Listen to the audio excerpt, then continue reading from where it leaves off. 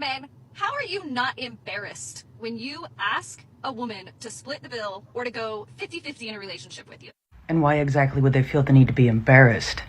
It's almost like they've been listening to a large amount of women that say they're independent and can do things on their own and want to be treated as equals. But then, when the subject of relationships and dating comes up, no, then they want to be taken care of. But I'm truly asking this question. Why are you not embarrassed as a man to want a female to buy into a relationship? Because that's the way I'm looking at it. When you ask a female to pay for her way in anything and everything, you are saying to her, you need to buy your way into a relationship with me. But wait, doesn't that mean if the man pays for everything in the relationship, then he's bought his way into that relationship? Oh dear. And no, it does not go the other way. And let me tell you why it does not go the other way. Oh, I can't wait to hear this. Because a man providing financially and taking care of a woman, guess what you get in return? What? Peace and softness and caring and love, like just love.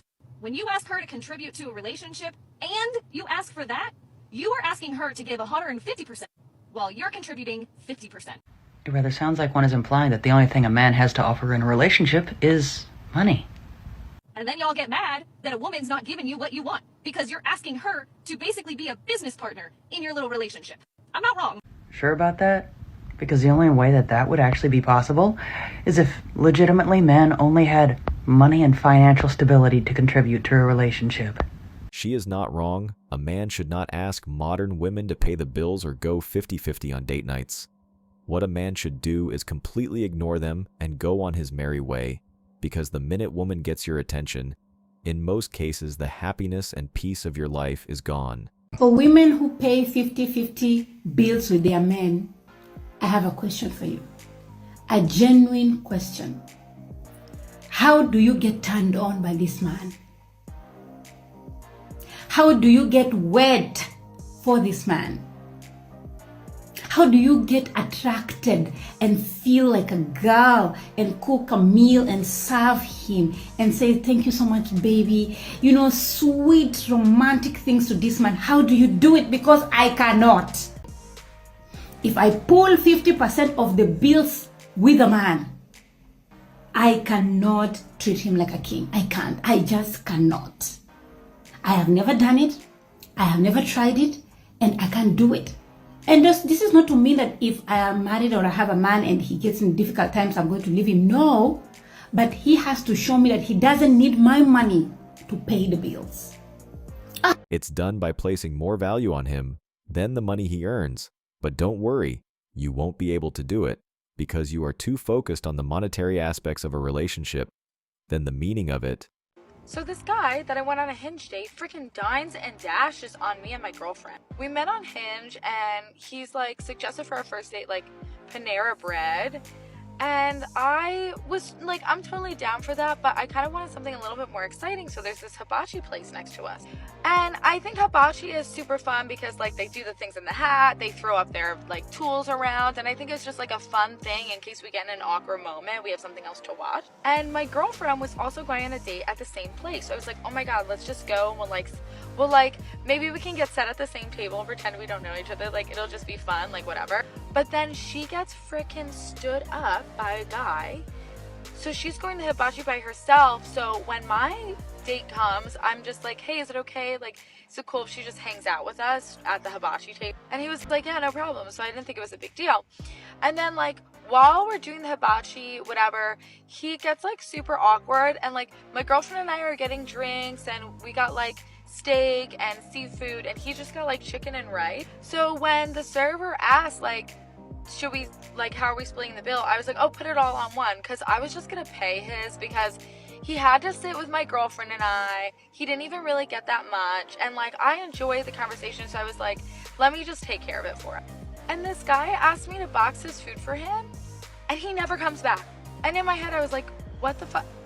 Did I tell him I was gonna pay for him already? I was like, wait, did I say that? I was like, no, I didn't say that. I definitely just said that in my head because I wanted it to be like a surprise kind of. But this guy legit like never came back. She tried to finesse him and he pulled out the reverse card. Because it doesn't matter if your friend got stood up, she has no business on your table. And this also serves as a warning for modern women that men are no longer playing nice and are starting to understand their tactics.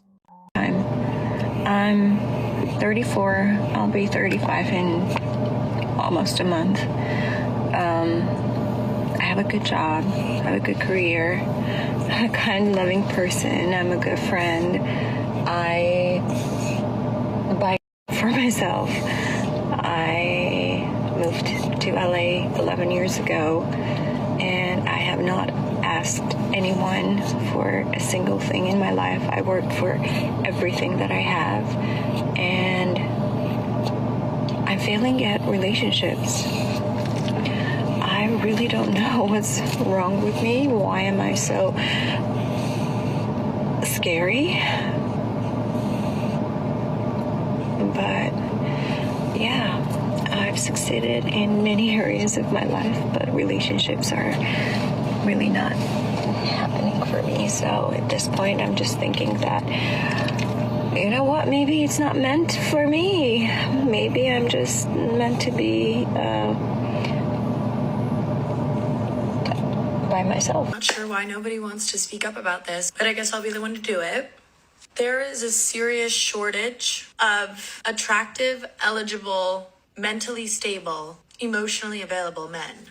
We need to get a search party together, figure out what has happened, where have they gone, and what do we do about this? Because it's a problem. Look, I have said this before and I will say it again. There is no shortage of good men. It is simply that you don't see the men that are good men in your life as dateable. But they're probably good friends. Like, they're probably in your friend zone. And then for the good men that aren't in your life, it is because they're not looking to date. They probably spent far too long in a relationship that took advantage of their goodness. Those men are either working, they're either at home, or they're just hanging out with friends or doing some sort of hobby in seclusion. So if you really do want a good man, you better look in your friend zone or do all that you can to put out positive energy about men, because they will see you and they might take a chance on you then. It's too far gone for men to even take a chance at modern women, because one slight hiccup and his entire life could be blown up in a smoke, which is absolutely not worth it.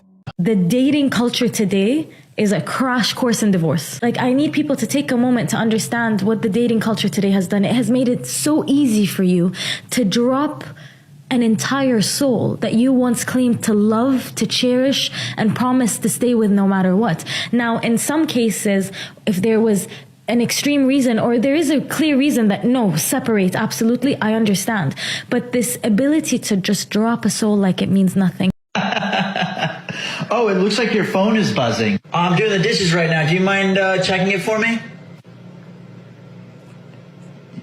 You want me to check your phone for you? Yeah, the passcode is 2128.